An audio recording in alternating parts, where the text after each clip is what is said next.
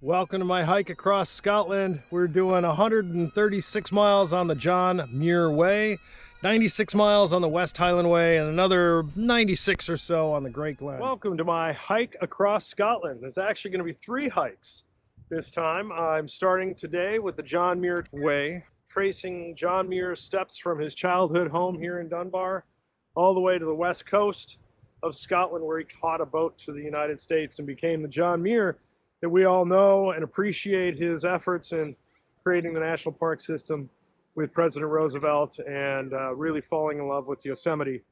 Just fantastic. So what I'm going to be walking Scotland is the first hike is 130 miles for John Muir. All right, we are leaving Dunbar. It's low tide right now, so the harbor is behind me. I was all down there, the castle down there yesterday.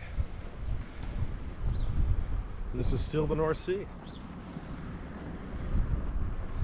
I wanted to get a little film in at the very beginning here. Doesn't look like I can go down there. It does look like I can go across, because that is the route I want. All right. I guess I'm going to stay up top rather than going down.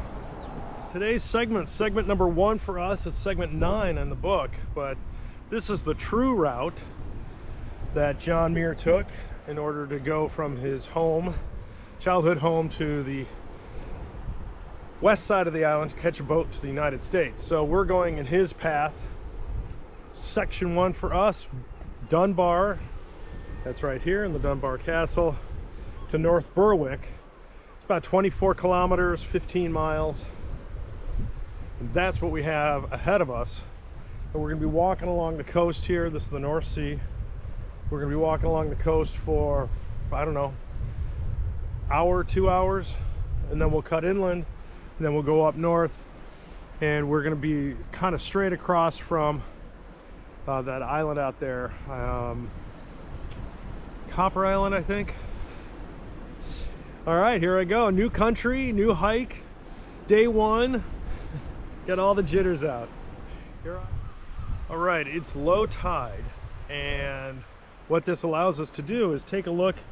I read somewhere that John Muir really enjoyed playing in the caves that are underneath that cliff there, which are only accessible during low tide. There's also what's called a bridge to nowhere. That is, during high tide, it's surrounded by water, so it's a bridge to nowhere. And so that seems pretty fun. I'm not as familiar with low tide, high tide environments, but this is, boy, growing up in a place like this would be fantastic. I'm sure I would have been hurt a lot more than I was, but I would have really enjoyed it. I'm down on the beach. Look at this.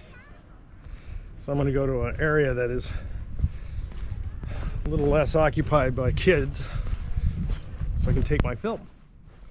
I have never been into the North Sea, and of course, being low tide, I'm not going to be going into the North Sea today, but I will be excited to touch it.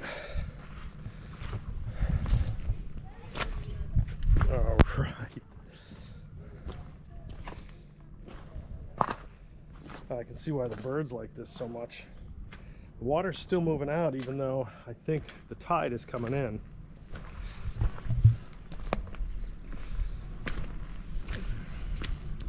All right, for those of you who have done this before, no big deal. For me, this is a big deal. Beautiful runway here. This is a natural tidal pool right here. How great.